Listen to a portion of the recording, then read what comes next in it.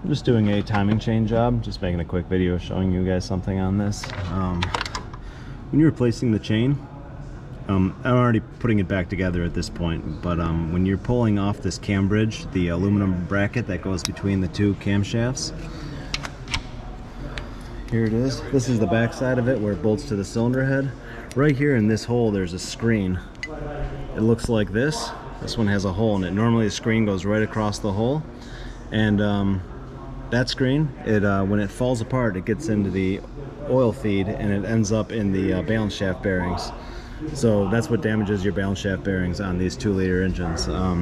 What you want to do when you're doing a chain, whether this is in good health or it has a hole in it like this one, you pry this out of this hole with a little flat blade screwdriver or a pick and just leave it out. There's a technical service bulletin that says that when you're doing chain on this and you pull this cam bridge off, don't replace it if the screen is damaged. Just remove it altogether. Just pry this right out of that hole and then put it together.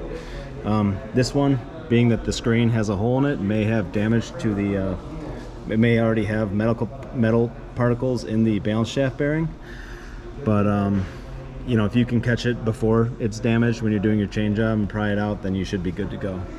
So thanks.